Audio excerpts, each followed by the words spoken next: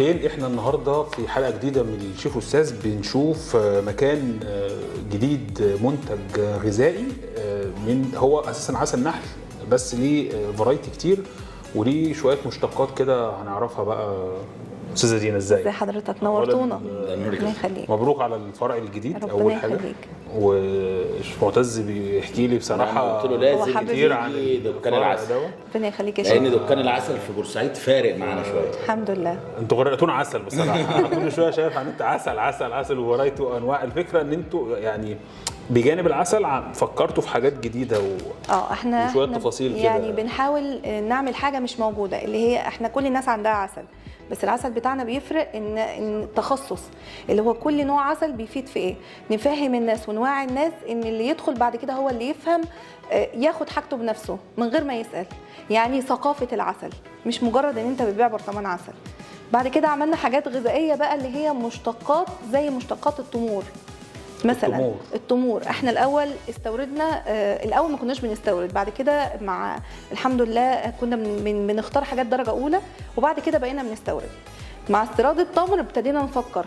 طب انتوا ليه بتستوردوا تمر؟ ليه ما تاخدوش تمر بتاع مصر؟ لا موجود عندنا، موجود شغالين ده وده يعني. شغالين في الاثنين، بس هو المصري مثلا موجود في كل حته. احنا بننقي مثلا اجود انواع المصري، وحاليا هي بتبقى نوعين او ثلاثه بس مواسم عشان درجه الاصابه في المصري.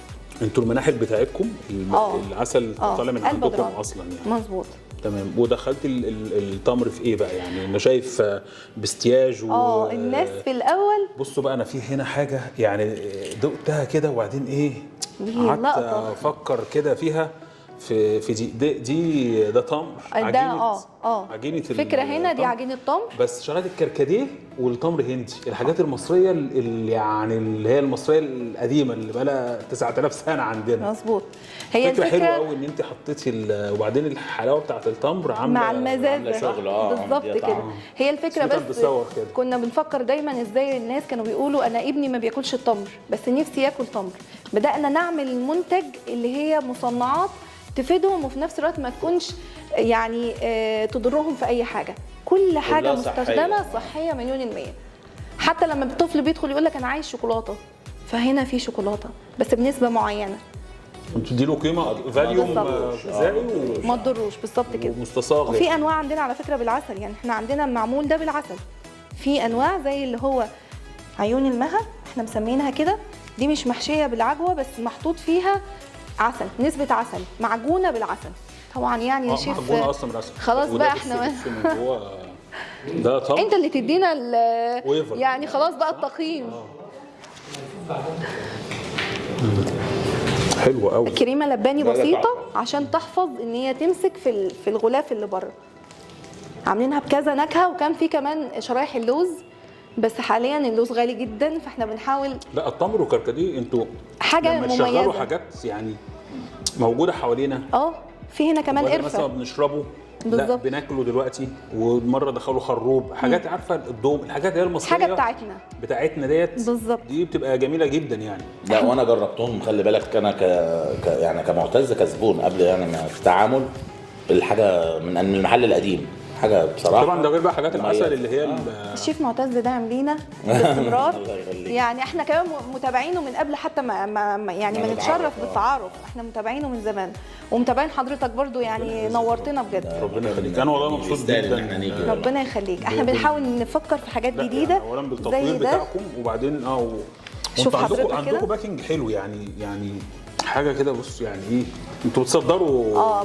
بنصدر الحمد يعني لله. لما العسل تطلع الحاجات دي تطلع بره، بتطلع برضو حاجه كده صنعه في مصر الحمد لله، حاجه يعني نفتخر بيها يعني. اخدين المقاييس الغذائيه. بصوا يا جماعه ده باكينج مثلا جديد اهو، كان العسل يعني بقى مهم في الصناعه برضو موضوع الباكينج ده. طبعا هو مهم ده تمر بقى للزبون يعني بفرايتي بقى مكسرات وحاجات كده. هي الميزه مثلا في التمور اللي زي دي ان احنا بنشتغل بالتمر المجدول السعودي، واحيانا بنشتغل بالاردني. التمر المجدول المصري ما بيكونش ملحم، فده ما بيطلع لناش الفكره اللي هي مثلا معجون التمر الكتير. يعني احنا دايما انت بنشتغل عايزه كثافه معينه كثافة، عشان طبعا بتشتغلي عليها طبعا. حاجات ثانيه يعني. ده فكرته اسمها التارت، اللي هي عجينه التارت من تحت، بسكوت التارت. ايوه عارفها. بنعمله وتحطي جواها عليها معجون التمر حلو والله. والمكسرات برضو جميل. بنكهات الأفكار دي حلوه مختلفه. قوي. يعني انتم يعني حلو برضو انتوا حطيتوا حته ان تطلعوا ما هو احنا بقى بره لازم نكون التقليد، يعني متميزين. بره هو هو بيع الموضوع تمر كده. وعسل بالظبط. في شكله التقليدي الطبيعي يعني. بالظبط، احنا عايزين نتميز عن اي حد موجود. نتميز بايه؟ بصناعه احنا بنعملها بنفسنا زي ما حضرتك شايف. يعني مثلا كداني عندنا ده معمول ده معمول اسمه معمول نكهات. معمول النكهات ده عباره عن زي نفس فكره المعمول ده اللي هو محشي عجوه زيه بالظبط، بس ده بنكهات بنفس المكونات، لكن ده بيكون محطوط عليه شوكولاته، بس الشوكولاته بتاعته بتبقى اللي هي سويسري اللي السكر بتاعها قليل قوي. ايوه عشان المعجون التمر اللي هنا مميز في سكر. بالظبط. حتى النكهات اللي فيه بتبقى حلوه جدا للاطفال، انهم ياكلوها بيبقوا مبسوطين منها، وكمان ما مش بتخليهمش هتضرهم تاكلوا في حاجة. سكريات. بيجي لكم بقى ناس يقولوا لك انا عايز عسل مثلا لحاجه معينه. طبعا العظم، البرد، طبعا. يعني الفكره بالنسبه لنا الغريبه لو حد دخل قال انا عايز عسل، يعني لو قال عايز عسل دي اللي هو بنقف كده بنعرفه على كل الانواع فبيبتدي يتوه كده الدنيا صح. فيبتدي أنا يقول عايز اختار. عسل. الشتاء طبعا بقى اللي هو الموالح عشان الفيتامين سي والحاجات اللي هي بتاعت البرد. ما عادتش بقى النقطه دي. يعني الاول كنا بنتعرض لها ان هو انا عايز عسل موالح عشان الشتاء، والصيف مثلا لا انا عايز حاجه عشان احلي بيها المشروبات. الفكره دي الحمد لله تخطيناها، بمعنى ان بقى الواحد عنده الثقافه ان يدخل يقول لك انا عايز حاجه عشان عندي ارتجاع، انا عايز حاجه عشان داخل عمليه ولازم اظبط الهيموجلوبين بتاعي، انا عايز حاجه عشان عندي حاجات علاجيه يعني. علاجيه حاجات علاجيه من الدرجه الاولى. دكان العسل علاجي من الدرجه الاولى بالنسبه لانواع العسل. زيت زيتون وشايف احنا اخدين يعني بعض فرنشايز الحاجات لشركات بقى مميزه شويه، زي مثلا زيت الزيتون ده شركه ثانيوس فاليو، عندها برضو منتجاتها مميزه جدا، بس احنا برضو بنجيب والطماطم دراي. حاجتهم هم بينشفوا طماطمهم. تعرفي دي في ايطاليا، انا شفت الحاجات دي في ايطاليا، بس عندنا في الاقصر بيعملوا بالظبط. هم احنا عندنا يعني ثانيوس فاليو عندهم مناشر كبيره وبيصدروها. ما هم بالظبط كده. هو ده عندهم مناشر بتاعتهم. فكره ان هم قرروا يعملوا حاجه هم متاكدين انها كانت بتتاخد منهم وتتصدر وترجع لنا تاني. بتروح ايطاليا وترجع لنا بباكنج مختلف.